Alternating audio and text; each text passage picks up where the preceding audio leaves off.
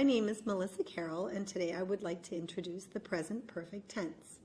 Do you know when to use the simple past and when to use the present perfect tense? Both of them are past tenses, but one has a connection to the present. Can you guess which one? That's right, the present perfect does. The present perfect for unspecified actions in the past and experiences. Of course, there are many more uses for the present perfect tenses. However, for this PowerPoint grammar presentation, I'm only going to touch on these two: unspecified actions in the past, so something that happened in the past but we don't know when, and experiences. The past participle of a verb always requires the helping verb has or have, which of course I pointed out in the previous slide is in the present tense. She has traveled to Japan before. Has is the helping verb and traveled is the past participle. And I have been to France twice. Have is the helping verb and been is the past participle. But what about the meaning of the use of the verb tense? It's in the past. It's a past tense. But when? We don't know when. See, the simple past does always, not always, sorry, but usually has a time word associated to indicate or lock it into the past. But here the present perfect doesn't do that. It just simply puts it in the past, and we don't know when. When is in fact not even important. We use the present perfect to talk about life experiences like travel, sports, music, art. For example, I've been to Thailand 3 times. It's life experience. The form is with subject, then have, and then the past participle. So I have ridden a horse before. I have studied English before.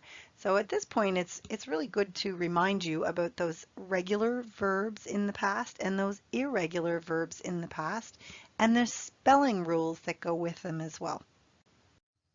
The negative form is when you have the subject, and then the auxiliary verb have plus not plus the past participle. For example, I have not ridden a horse before. I haven't studied English before. Usually when you say I have not ridden a horse before, you're emphasizing it. And typically when you're not really emphasizing the point that you're saying in the present perfect, then you can just use the contraction. Native speakers usually use the contraction. I haven't studied English before, but if you said I have not studied English before, then I'm really emphasizing to you that I have not studied English before. So yes/no questions in the present perfect begin with have, then the subject, and then the past participle. Have you ever been abroad before?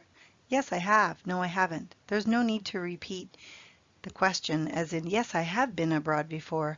No, I haven't been abroad before, but you can. Pronunciation of the present perfect is pretty simple. Typically, native English speakers will just contract it. Instead of saying, have you ever been to Japan before? A native English speaker would say, have ya? Have ya? Have you ever been to Japan before? But it's worth pointing out that with the past participle in the present perfect, if it's a regular verb, it will have an ed ending. And as you know, there are 3 different types of ed ending pronunciations in the past tense. So it could be a t sound, an id sound, or a d sound. And so you might want to review the pronunciation rules with the regular ed endings.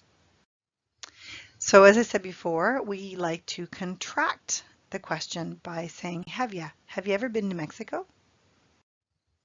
Common time expressions: already, recently, ever, just, lately, for, since, and never. But for this PowerPoint grammar presentation, I'm going to focus on 2, ever and never. For example, have you ever been to Japan before?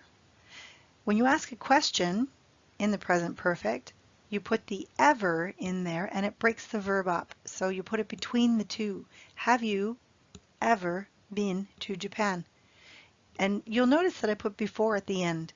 Before typically does go with the present perfect, but you don't have to. You can also say, have you ever been to Japan? It's just a common expression that goes with the present perfect. And it often goes at the end of the sentence. So have you ever been to Japan before? And then if the answer is no, No, I have never been to Japan before. You must use never, and it too breaks the verb up, but you can't ever use ever in the negative sentence. You cannot say, no, I have ever been to Japan before. It has to be never. So have you ever been to Japan before? No, I've never been to Japan before. You might ask, what are the differences between the simple past and the present perfect if they're both past tenses? Both can be finished and past actions in the past, but one is completed with no connection to the present, and the other can be completed with a connection to the present. The simple past, of course, is time specific. Often we identify when it happens, and the present perfect is unspecified time in the past. We don't know when it happened. It's not even important. So, for example, the simple past versus the present perfect, they are both past tenses. They're both completed in the past, but you see the simple past here has identified a time in 2015. So we know when it happened. But the simple difference here is that the present perfect doesn't have a time. We don't know when it happened, just that it happened sometime in the past and that it is finished and completed. But, you know, there is kind of a connection to the present, but we will talk about that in a little bit.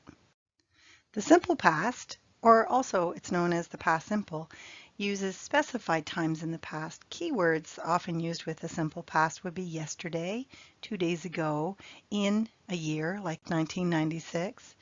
The simple past is completed and finished. There is no connection to the present. For example, I went to China last year.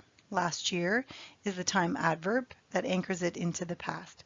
So with the simple past, we often know when it took place, but we don't have to know when, but we can. Whereas the present perfect is unspecified time in the past. We don't know when it happened, and we cannot say when. We like to use words like ever, never, already, yet, recently, lately, and there are more. And there is a connection to the present.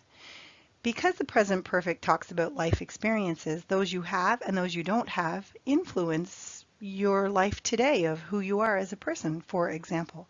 There are many different ways the present perfect connects to the present, but that's for now another grammar PowerPoint presentation. But the example sentence here is, I haven't been to China yet. Let's practice. In 5 minutes, I want you to make a list of as many accomplishments and successes you can think of from your life. For example, I have graduated from university. I have traveled to 3 countries before. I have learned a second language. Now make your list. Write as many sentences as you can in the present perfect.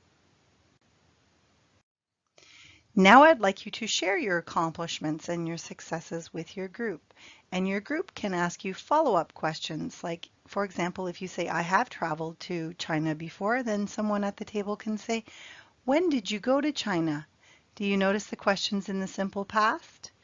Because you introduce a life experience, I have traveled to China. Now someone wants to know when. When did you go to China? So you have to anchor it into the past. Therefore, you have to use the simple past. Or how long did you go to China for? How long did you travel China? For example, these are follow-up questions. Don't forget to review. The end.